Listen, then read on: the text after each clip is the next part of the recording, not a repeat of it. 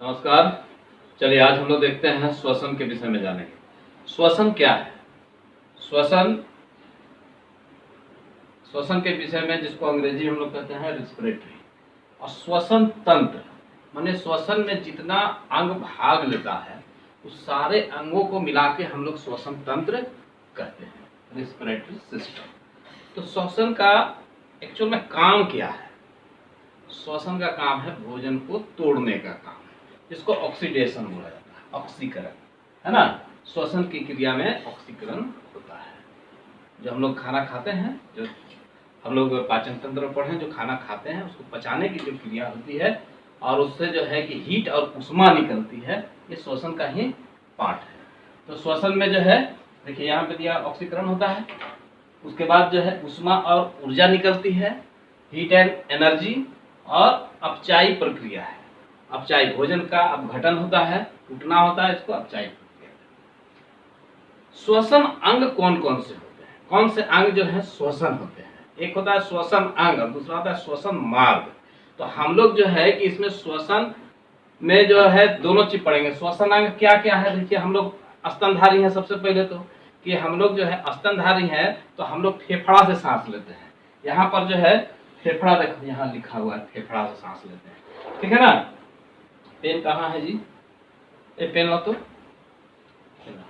तो यहाँ पर हम लोग देखिए यहाँ पे लिखे हुए हैं श्वसन अंग कौन सा है?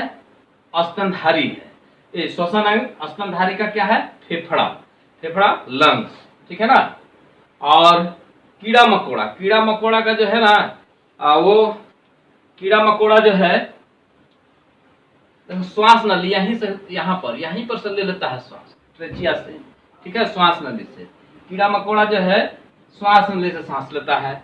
हम लोग जो है स्तनधारी हैं, ये फेफड़ा से लेते हैं श्वास।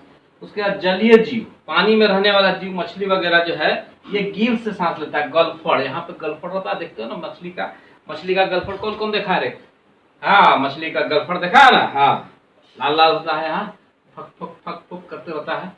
वो जो ऊपर नीचे होता है वो गलफड़, वो उससे वो गिल्स है, उसको वो सांस लेता है।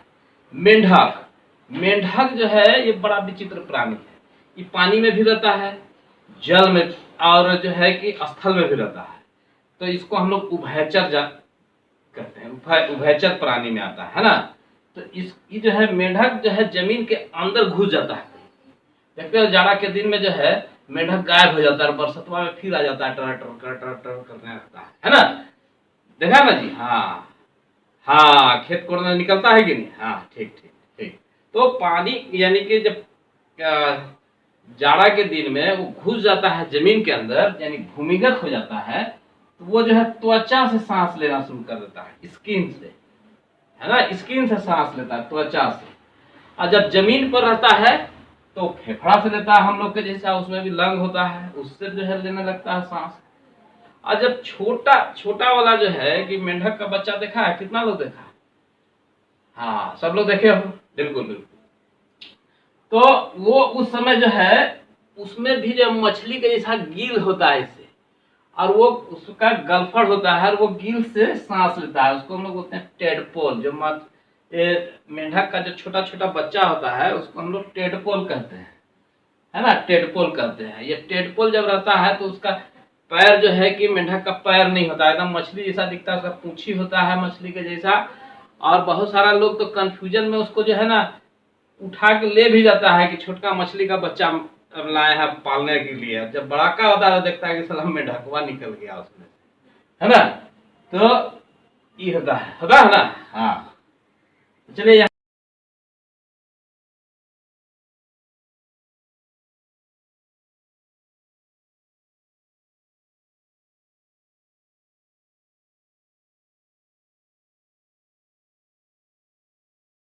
के लिए क्या प्रक्रिया, कौन कौन से अंग होते हैं इसमें, श्वसन मार्ग क्या है? तो अब हम लोग यहाँ आते हैं श्वसन मार्ग पढ़ते हैं। श्वसन मार्ग क्या है ना।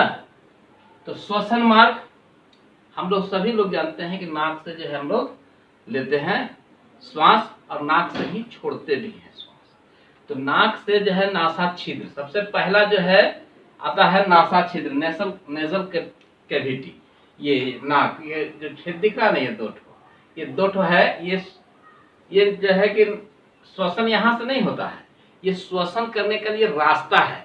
श्वसन हम लोग ऑक्सीजन लेते हैं ना, श्वसन में सांस लेते हैं ऑक्सीजन को, हवा लेते हैं, तो ये हवा घुसने का मार्ग है। ये सबसे पहला मार्ग क्या है? नासा छिद्र, इसको बोलते हैं नासा छिद्र। इसमें जो है छोटा छोटा देखोगे अंदर साइड में सबका जो है ना कि बाल रहता है। इस बाल में जो धूलकन जो होता है, जो हवा में धूलकन उड़ते रहता है, ये जाके चिपक जाता है। और जो सबसे छोटा छोटा कण होता है जो जो हवा में तैरते रहता है, वो इसमें लटकता नहीं, वो सीधे चल जाता है या नासा कपाट में। ये दूसरा, पहला अंग क्या है? पहला मार्ग नासा छिद्र, दूसरा नासा कपाट। देखो ये वाला, ये बड़ी हार्ड होता है, इसमें बहुत पतला छेद होता है। और इसमें जो है श्लेष्मा होता है, श्लेष्मा यानी चिपचिपा पदार्थ यहाँ पर होता है। चिपचिपा पदार्थ में जाकर छोटा छोटा वाला कण जो है जाके चिपक जाता है। चिपकता है तो 2-3 दिन में हम लोग का जो है ना, एक जगह मोटा हो जाता है अंदर से, तो उसको हम लोग नकटी बोलते हैं। और नकटी को खोद के निकालते हैं ना जी, हाँ, उसको खोद के बाहर साफ कर देना चाहिए, ठीक है, तो वो जम जाता है। और उसके बाद हवा खाली जो है यहाँ से, ये दो हो गया यहाँ पर नासा छिद्र, नासा कपाट। फिर यहाँ हलक, हैरिंग्स, ठीक है, ग्रसनी, ग्रसनी, हैरिंग्स, और ये हो गया लैरिंग्स, स्वर कंठ है ना, इसको बोलते हैं स्वर तंत्र, लैरिंग्स। तो 4 हो गया। 4 मार्ग कौन कौन सा हुआ? पहला नासा छिद्र, नासा कपाट, हैरिंग्स, लैरिंग्स, ये 4 हो गया। अब इसके बाद यहाँ पर आ गए श्वास नली, है ना, श्वास नली, इसको बोलते हैं ट्रेचिया। ये यहाँ आता है ट्रेचिया। ये ट्रेचिया जो होता है, इसमें कार्टिलेज का जो होता है ना, कार्टिलेज जो सॉफ्ट हड्डी होता है, उसका एक पाइप रहता है, उसमें श्वास नली जो है अंदर की ओर से चिपका हुआ रहता है, ताकि वो जो है चिपक नहीं जाए आपस में। नली को अगर नली अगर ऐसा ही रहेगा तो उसमें क्या होगा, अगर हवा थोड़ा देर के लिए रोक लिए तो चिपक जाएगा, फिर छोड़ेंगे और सट गया तो फिर हवा तो कैसे निकलेगा। इसीलिए वो जो है कि वो कार्टिलेज से चिपका हुआ रहता है नली से, और वो पूरा जो है होल बना के रखता है, अंदर से खोखला होकर रहता है, ठीक है। ये श्वास नली ट्रेचिया। कीड़ा लोग जो है देखो, यही श्वास नली, कीड़ा लोग इसी से जो है सांस लेता है, यहीं पर से लोग का नाक होता नहीं, यहीं से ले लेता है सांस, ट्रेचिया से, ठीक है। उसके बाद जो है कि यहाँ पर लंग्स होता है हम लोग का, तो फेफड़ा है ना, तो यहाँ पर जो है आया, और यहाँ से ट्रेचिया आके यहाँ पे 2 भाग में, क्योंकि 2 हम लोग का होता है फेफड़ा, दोनों तरफ मुड़ जाता है, इसको बोलते हैं हम लोग ब्रोंचस। क्या बोलते हैं? ब्रोंचस। ये मुड़ गया दोनों साइड, और दोनों साइड मुड़ने के बाद ये जो है कि अलग अलग जो है कि देखो यहाँ पर ये अलग अलग, यहाँ मुड़ गया ये ब्रोंचस, और ये जो है कि फिर इधर अलग से फिर जो है ना इसका बहुत सारा जो है कि और सब तरफ फैला, ये फैलने को बोलते हैं ब्रोंची। ये जो है ना, ये अलग अलग ब्रांच जो निकल गया उसमें, ये ब्रांच जो निकल गया इसको बोलते हैं ब्रोंची। ये ब्रोंचस, ये ब्रोंची।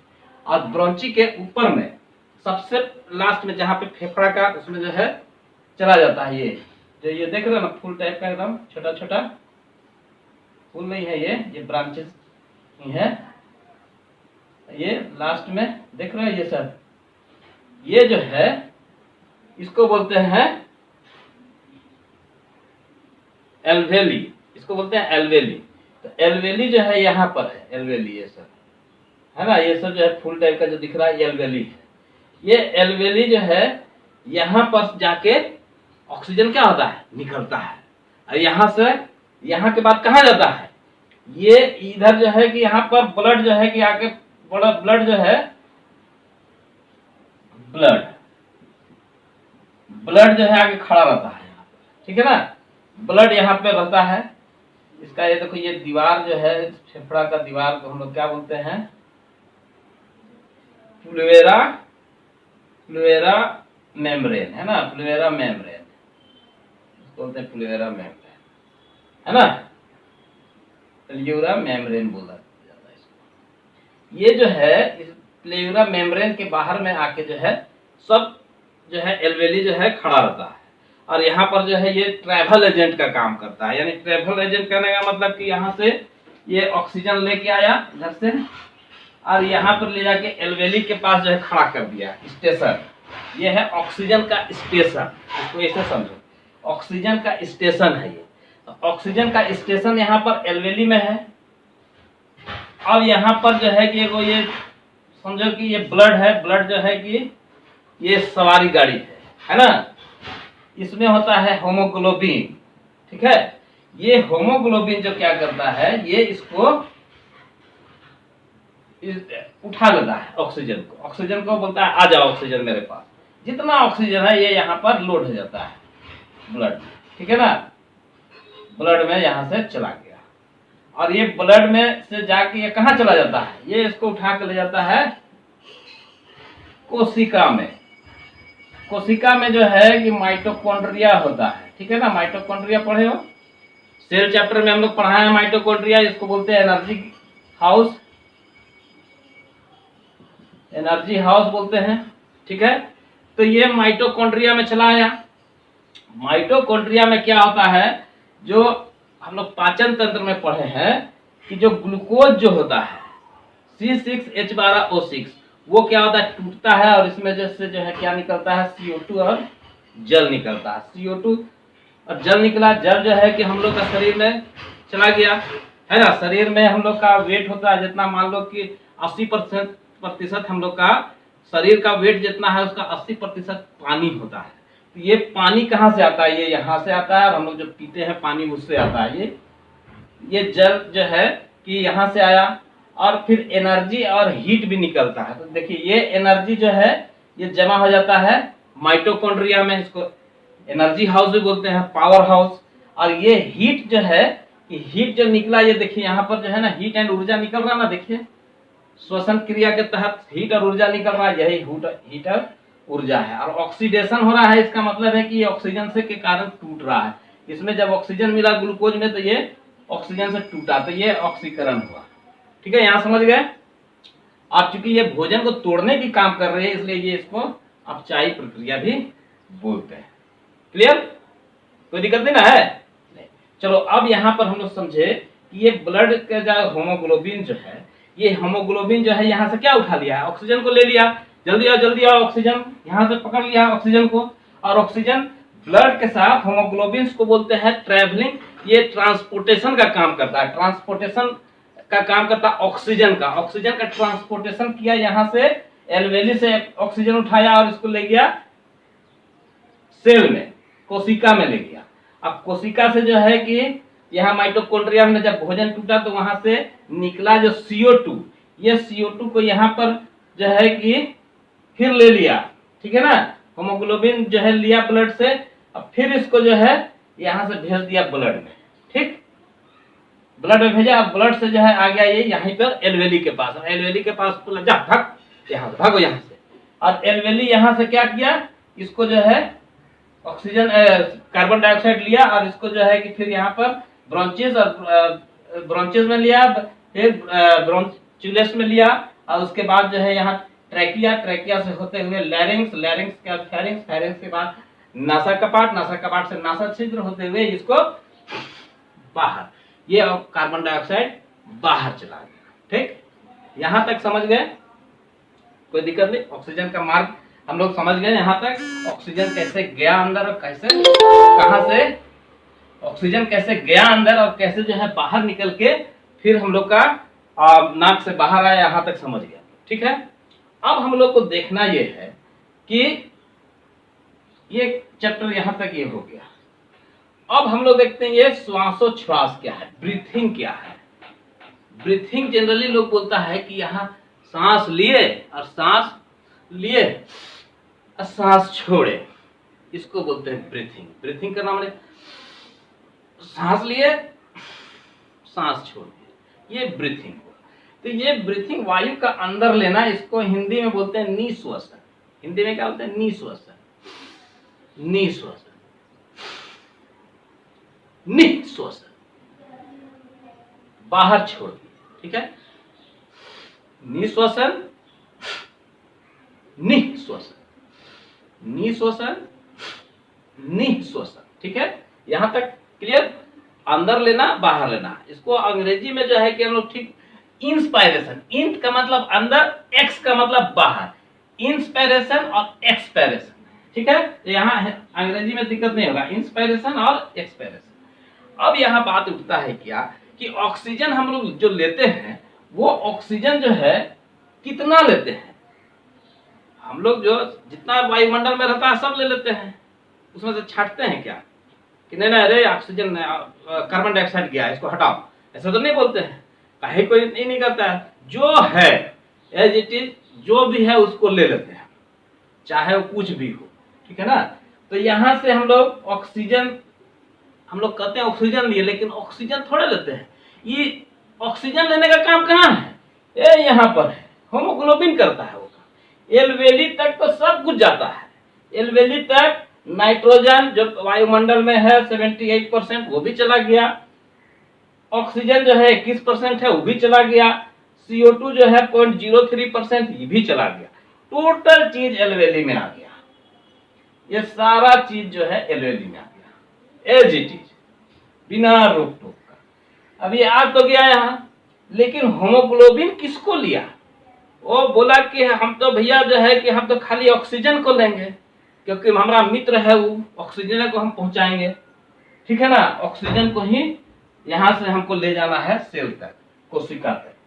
तो बाकी जो है ये नाइट्रोजन और CO2 को ही छोड़ दिया, यहीं से रख, यहाँ से अरे भगा दिया इसको, अरे चला गया बाहर। इसके साथ में और कहां से कार्बन डाइऑक्साइड आया, यहाँ से भी कार्बन डाइऑक्साइड, सब जो है यहाँ आके यहाँ जमा हुआ और एल्वेली एक के बाद उसको क्या किया, बाहर फेंक दिया। तो ये एल्वेली से यहाँ से बाहर चला गया, ठीक है, यहाँ दिक्कत नहीं है यहाँ तक।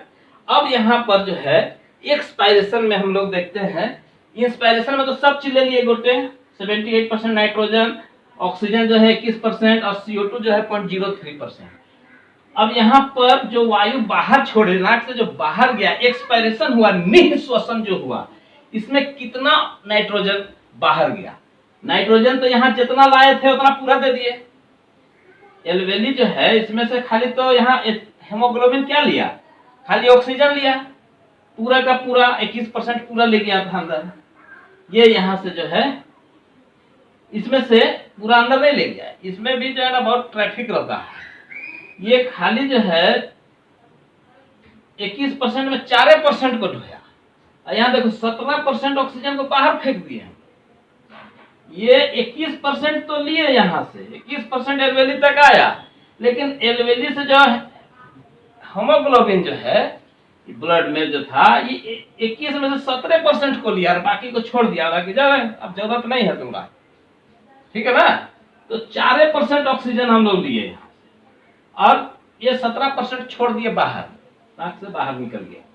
CO2 carbon dioxide, carbon dioxide जो है कहां से आया, कार्बन डाइऑक्साइड यहाँ से तो 0.03% लिए थे, लेकिन यहां से जो है ये जो भोजन टूटने के बाद सेल से जो ऑक्सीजन देखो 6CO2 जो निकला, ये चला गया यहाँ से होमोग्लोबिन, इसको ला के एल्वेली को दिया और एल्वेली इधर से जो है फेंका बाहर, इस सब मिला के 4% हो गया। तो कार्बन डाइऑक्साइड हम लोग 4% छोड़ते हैं। यही दो जगह देखो, ऑक्सीजन कितना लेते हैं 21%, बाहर कितना छोड़ते हैं 17%। कार्बन डाइऑक्साइड कितना लेते हैं 0.03%, है ना, आधा % से भी कम, और छोड़ते कितना है 4%। तो ये बहुत मार्केबल चीज है, इसको जो है कि ध्यान रखना, ठीक है। अब हम लोग देखते हैं यहाँ पर, तो ये तो हो गया ब्रीथिंग कैसे हो रहा है। अब हम लोग देखते हैं कि एक अब ये वाला बच गया, टेडियल वॉल्यूम। टेडियल वॉल्यूम को उससे क्या समझते हैं, एक बार सांस लो,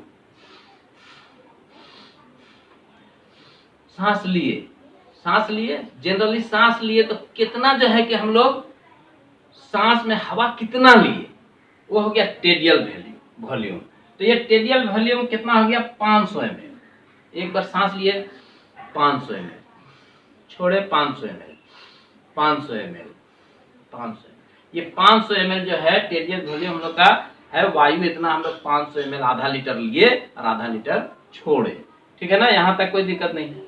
ये लंग्स कैपेसिटी कैसे निकालते हैं, अब हम लोग कस के सांस लो,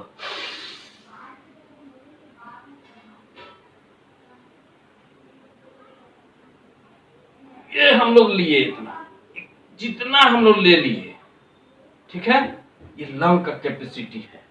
तो ये कितना कैपेसिटी? 6 लीटर का कैपेसिटी है, 6000 ml का। जितना एक बार में हवा हम लोग भर ले अपना लंग्स में, सीना चौड़ा करते तब तक लेना है जब तक सांस अंदर जा रहा है। इतना हवा लेने का कैपेसिटी हम लोग का 6 लीटर का है, ठीक है ना, 6000 ml का है, ये लंग कैपेसिटी है। ठीक, कोई दिक्कत नहीं है। चलिए यहां पर एक चीज देखने की बात है, ये देखिए डायफ्राम होता है, ठीक है। ये डायफ्राम का क्या काम है? लंग्स जो हम लोग का दाहिना साइड का लंग्स जो होता है थोड़ा सा नीचे होता है, ठीक है ना, नीचे तरफ होता है दाहिना साइड का। ये हम लोग क्या का काम क्या करता है? लंग्स के इतना कैपेसिटी नहीं रहता कि वो सब को निकाल के फेंक दे, ठीक है ना, हवा को ढकेल सके, इतना प्रेशर नहीं होता। तो डायफ्राम इसका मदद करता है। तो डायफ्राम क्या होता है कि जब सांस लेते हैं हम लोग, तो डायफ्राम क्या होता है? नीचे जाता है, तो हम लोग सांस ले लेते हैं, ये फूलने लगता है, ये नीचे जाता है तो ये फूलने लगता है, और डायफ्राम फिर उसको पुश करता है। जैसे पुश किया तो ढकलाता है ये, तो ये जो है कि छट से हम लोग का नाक से बाहर निकल जाता है हवा, तो ये बाहर जाता है। तो ये डायफ्राम की सहायता से हम लोग सांस लेते हैं, है ना। ये भी एक ये है कि डायफ्राम। अब देखो गर्भवती महिला लोग का तो पेट पहले ही फूलल रहता है, अब वो लोग जो है कैसे सांस लेते हैं, उसका तो डायफ्राम पहले ही से। तो कभी कभी क्या होता है ना कि आदमी जब कुछ शरीर में चोट लगता है चाहे नहीं लगता है, आदमी एक्सीडेंट किया और मर जाता है, इसका मतलब क्या होता है कि डायफ्राम में टूट जाता है। अब डायफ्राम टूट गया तो ये जो है ना सांस ना अंदर खिंचाएगा, ना खिंचेबे नहीं करेगा, ना बाहर फेंकेबे करेगा, क्योंकि ये टूट गया। डायफ्राम यहाँ चोट लग गया कस के मार, टूट गया तो गया खलास। तो एक्सीडेंट वगैरह में डायफ्राम टूटने से जो है मर जाता है, कुछ नहीं होता है, लेकिन ये टूट गया तो मर, ठीक है ना। तो इसके द्वारा जो है कि ये सांस लेने में मदद करता है। ये नीचे की ओर जाएगा तो ये फेफड़ा क्या होगा? फूलेगा तो ये नाक से ऑक्सीजन जो है कि एयर भरेगा नहीं, यहाँ एलवेजी तक पहुंचेगा, है ना। और यहाँ से जब इसको ढकेलना होगा तो इसको पुश करेगा, यहाँ से इधर कस के इसे पुश करेगा, इधर से जो है बाहर चला। अब गर्भवती महिला लोग का तो पेट पहले ही फूला रहता है, उन लोग का जो है तब कैसे होता है ब्रीथिंग? उन लोग का फेफड़ा किसे काम करता है? डायफ्राम उन लोग का काम नहीं करता है। उन लोग का उस समय क्या होता है कि पसली, जो पसली होता है ना, पसली रिब्स, और रिब्स के जो है फैलता और सिकुड़ता है, जिससे जो है कि ये लंग्स जो है कि लंग्स को प्रेशर देता है और ये पंपिंग करता है, तो इससे जो है कि ये ब्रीथिंग होता है। इसलिए अगर कभी गर्भवती महिला का एक्सीडेंट हो जाए, रिब्स वगैरह टूट जाए, पसली वगैरह, तो सीधे मरिए जाती है, उसका कोई उपाय नहीं। ठीक है, यहां तक तो हो गया, रिपीट करने का तो जरूरत नहीं है, सब लोग समझ गए यहां तक। चलिए इससे हम लोग अब थोड़ा सा आगे बढ़ते हैं, इसको मिटा लें थोड़ा सा, है ना। अब हम लोग देखेंगे आगे, इसको जो है कि तो स्क्रीन शॉट तुम लोग ले लेना, ठीक है ना। मिटा लेते हैं। और अगर इसमें भी अगर किसी को दिक्कत बुझाए कि नहीं समझ में आए, तो क्या करना है? सिंपल सा उपाय, ये एक बार जो है कि इसमें कमेंट्स कर देना है, कमेंट्स कर देना है, हमसे पूछ लेना, सवाल लिख लेना है कमेंट्स में, ठीक है ना। कमेंट्स में लिख के सवाल लिख देंगे तो हम लोग क्या करेंगे, उसका सॉर्ट आउट करेंगे, ठीक है ना। अब हम लोग इसको नेक्स्ट स्लाइड देखते हैं। चलो अब इसमें हम लोग देखते हैं,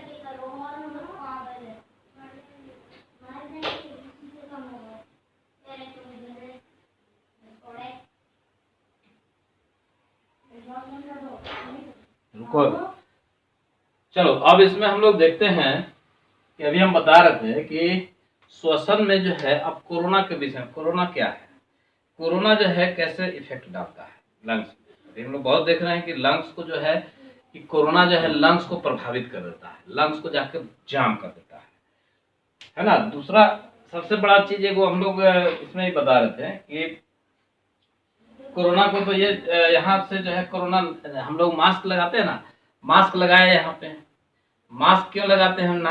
नाक और मुंह दोनों में मास्क लगाना है। तो मास्क लगाने से क्या होता है कि कोरोना जो है ये नेशनल, ये तो भाई ब्रीथिंग से संबंधित है, श्वास फेफड़ा लंग्स से जो है संबंधित है। तो लंग्स जो है कि यहाँ से कोरोना जब आएगा तो हवा कहाँ जाता है, लास्ट इसका ये एल्वेली में चला जाता है ना। अभी जैसा देखें हम लोग एल्वेली में चला गया। एल्वेली जो है स्टेशन है ऑक्सीजन को ब्लड के माध्यम से भेजने का, सेल तक, कोशिका तक भेजने का स्टेशन है। अब जो है कि ये जो है कोरोना जो है यहाँ पर आ गया, ठीक है। और ये कोरोना यहाँ पर आके फंस जाता है और ये बहुत हेवी म्यूटेशन करता है, बहुत तेजी से जो है ना बढ़ते रहता है ना। 2, 4, 8, 16, 32, 64 इस तरीके से जो है म्यूटेशन उसका होता है, बहुत तेजी से बढ़ता है। और ये एल्वेली को जाम कर देगा।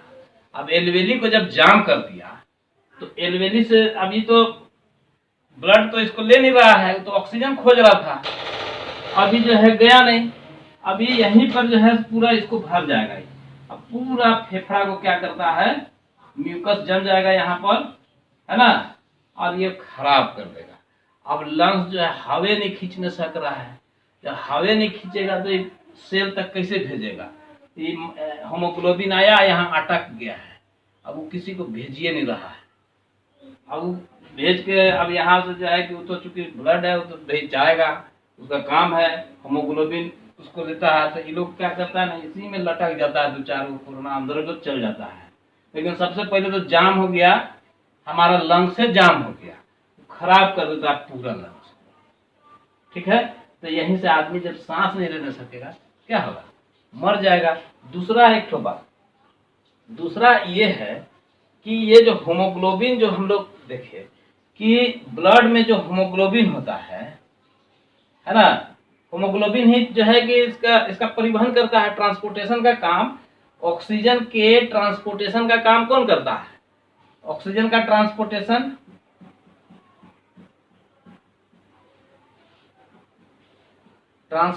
करता है कौन, ब्लड, हीमोग्लोबिन, है ना, हीमोग्लोबिन करता है।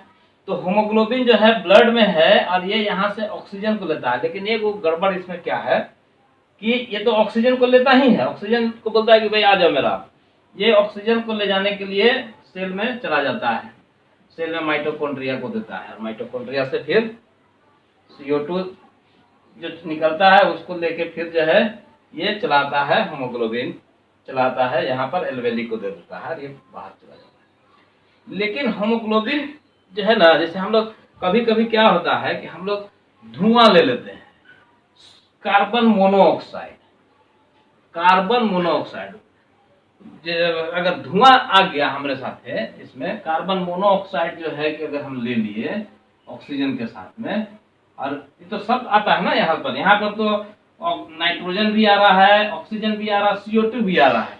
लेकिन अगर हम CO भी ले लिए, कार्बन मोनोऑक्साइड यानी धुआं, काला धुआं जल रहा है, उधर धुआं भी ले लिए सांस में, तो क्या होता है, ये हीमोग्लोबिन को बड़ा मजा आता है, सांस उसको लगा कि बड़ा अच्छा चीज चढ़ गया। जैसे हम लोग को दारू अच्छा लगता है, कभी पानी पीते पीते सब होता है, लेकिन दारू मिल जाता है तो क्या करते हैं, ढकेल देते हैं, कस के ढकेल देता है सब। तो दारू जो है, दारू समझ के इसका दारू हो गया ये कार्बन मोनोऑक्साइड, ठीक है। तो दारू जो है कि दारू पीने से क्या होता है, नशा हो जाएगा और लोग सूझ जाएगा, बीमार पड़ जाएगा, मर भी सकता है। तो वैसने जो है ये ऑक्सीजन को छोड़ देता है, तब आज ऑक्सीजन दिन भर तो ऑक्सीजन ले जाते हैं, मिला है भाई कार्बन मोनोऑक्साइड, एक लेके चल जाता है कहाँ, इसी को कार्बन मोनोऑक्साइड को लेके चल गया यहाँ सेल में, आई माइटोकॉन्ड्रिया को दे दिया। अब क्या होगा, धुआं, अब देखो खराब हो गया ना।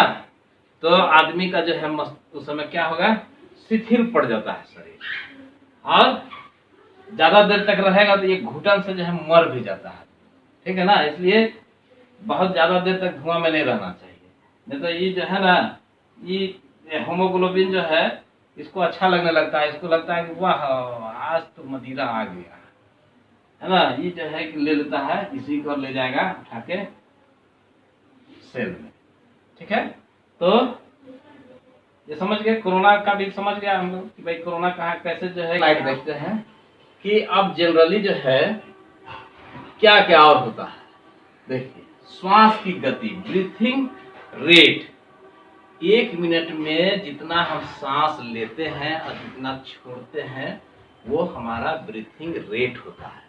श्वसन दर कहलाता है उसको। 1 मिनट में जितना बार सांस लेंगे छोड़ेंगे वो हमारा ब्रीथिंग रेट होगा। तो एक स्वस्थ आदमी जो है लगभग 16 से 20 बार तक सांस लेता और छोड़ता है। ठीक है ना, ठीक, 16 से 20 बार 1 मिनट में। क्या सभी व्यक्ति जो है 16 से 20 बार लेते हैं? नहीं। अब तो हेल्दी यानी कि स्वस्थ आदमी का है, ठीक है ना। अब बच्चा जो है, बच्चा का तो हार्ट यानी कि फेफड़ा इतने बड़ा रहता है, वो अपने इतना बड़ा रहता है तो उसका फेफड़ा इतना बड़ा रहता है। अब देखो 2 महीना से लेके 2 साल तक का बच्चा, 2 महीना से 2 साल तक का बच्चा 35 बार ब्रीथिंग करता है। सांस 35 बार लेता है और 35 बार छोड़ता है। ठक ठक ठक ठक ठक ठक 35 बार कर लेगा, ठीक है ना। 2 साल से लेके 6 साल तक का बच्चा जो है वो 23 बार जो है 1 मिनट में 23 बार सांस लेता है। इसके बाद 6 साल से लेके 12 साल का बच्चा 1 मिनट में 20 बार सांस लेता है। वैसे ही 12 बरस से 15 साल का बच्चा जो है 18 बार सांस लेता है 1 मिनट में।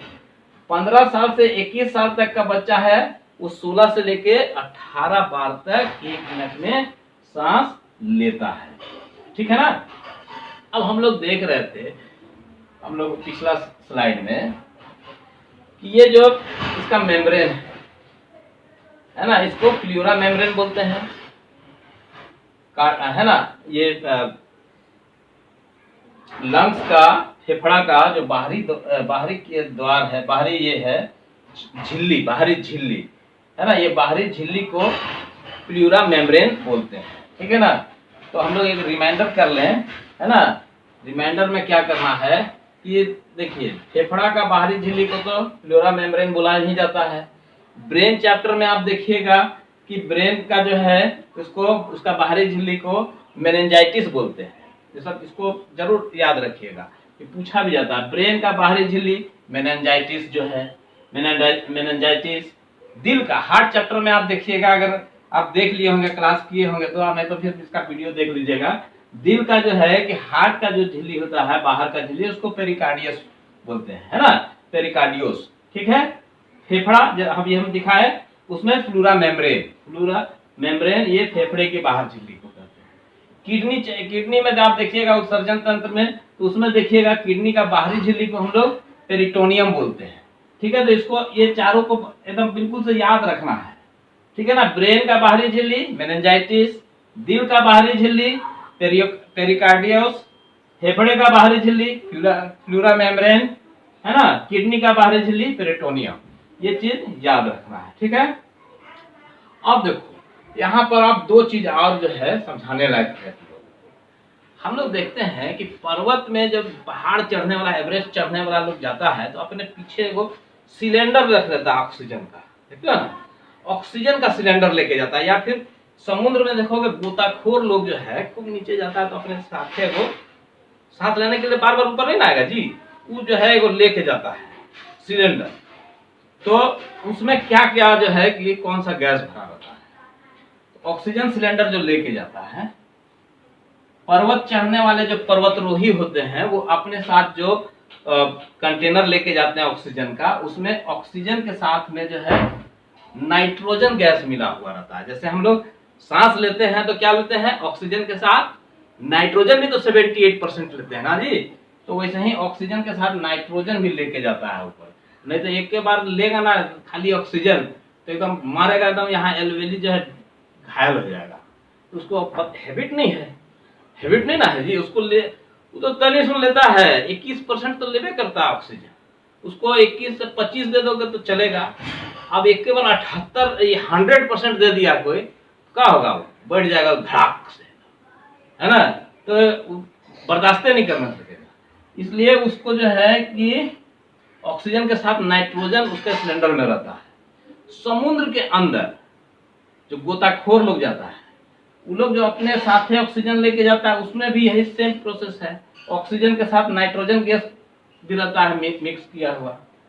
लेकिन जब 300 फीट से भी नीचे यानी बहुत गहरा समुद्र में गोताखोर जब जाता है तो अपने साथ जो है उसके सिलेंडर में ऑक्सीजन के साथ हीलियम गैस जो है मिक्स किया हुआ रहता है। ठीक है ना, ये पूछता है जनरली क्वेश्चन में।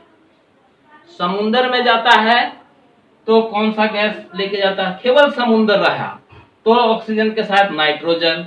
और अगर गहरा समुद्र कहा, गहरे समुद्र में अगर जो है कि गोताखोर जाता है तो अपने साथ ऑक्सीजन सिलेंडर में कौन सा गैस लेके जाता है, वो हीलियम लेके जाता है।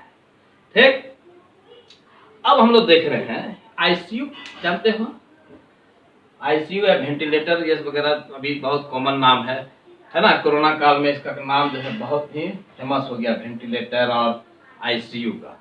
आईसीयू में जो गैस रहता है या वेंटिलेटर में जो है ना लंग्स खराब हो जाता है, एकदम पूरा खत्म हो जाता है, वो खींचिए नहीं पाता है सांस, हवा ऑक्सीजन ले ही नहीं पाता है। तो उसको क्या करता है कि पाइप डाल के जो है उसको सीधे वहीं पे मारता है ऑक्सीजन ठप से, है ना। तो ये एल्वेली उसमें थोड़ा सा खुलता है, एल्वेली जाम हो गया है। ठीक है ना, अभी बताएंगे उसको कि एल्वेली कैसे जाम होता है। ठीक है, तो ये जो है वेंटिलेटर में जो है कि उसको ले लेता है इसमें सीधे। तो ये ऑक्सीजन के साथ उसमें जो सिलेंडर का यूज होता है आईसीयू में, वो हीलियम गैस उसमें ऑक्सीजन सिलेंडर में ऑक्सीजन के साथ हीलियम गैस का प्रयोग होता है। ठीक है, ठीक हो गया यहाँ तक, दिक्कत तो नहीं है यहाँ, नहीं है ना।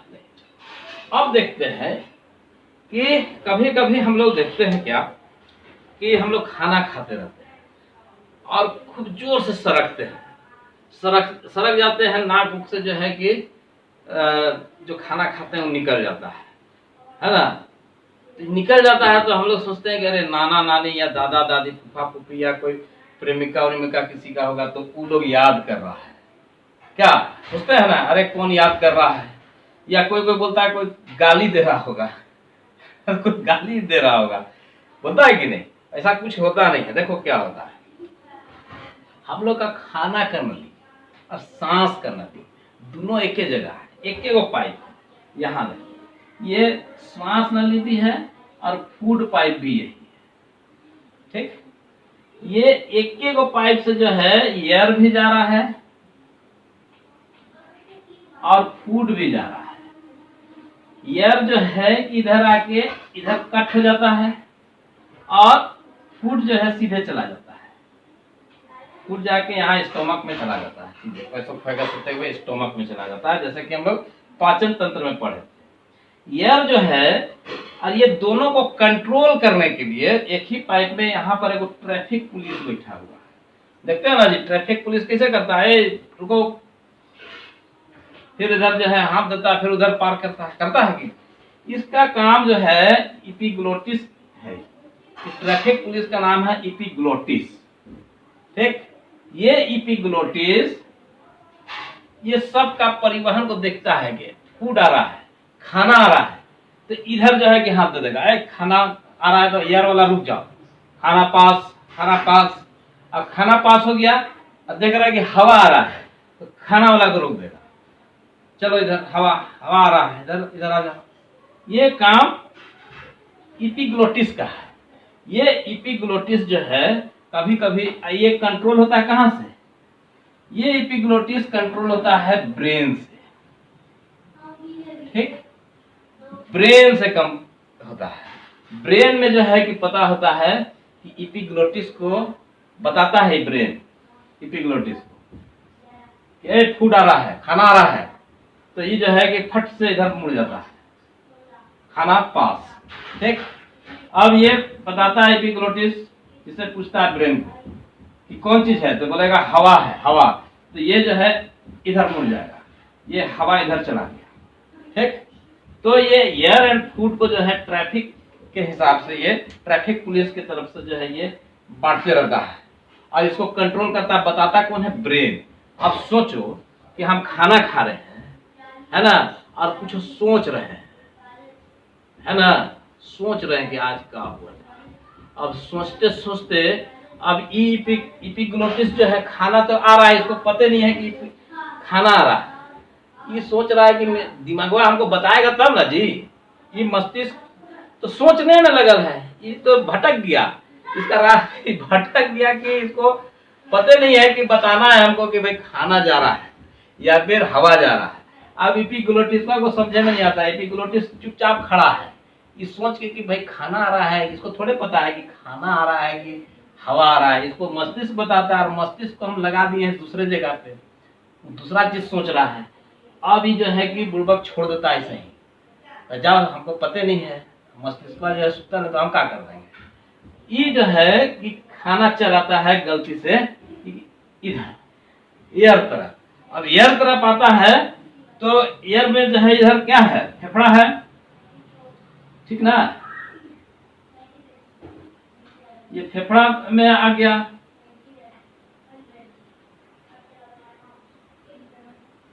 ठीक है, ये फेफड़ा में चला आया। अब ये फेफड़ा जो है क्या करता है, इसमें देखता है कि अरे एलवेली वगैरह सब देखता है कि अरे ये तो आ रहा है खाना, गलत जगह में चल गया, तो फंस जाएगा, तो ब्लॉक कर देगा इसको। इधर से प्रेशर मारता है ना, ब्रोंचिस सब जो है प्रेशर मारता है। तो प्रेशर मारता है तो एकदम धड़ाक से जो है ना सीधे ऊपर चला जाता है। और ये नाक मुंह कान सब से जो है ना हम लोग को हिचकी आने लगता है, हम लोग हर करने लगते हैं। तो हम लोग सबसे पानी पी लेते हैं, तो फिर पानी पीते हैं तो मस्तिष्क को बताता है कि अरे पानी जा रहा है। तो धीरे धीरे ये लोग तब तक मारते रहता है, तब तक मारेगा प्रेशर जब तक देखेगा एक कोठ अनाज तो यहाँ नहीं ना है पाइप में।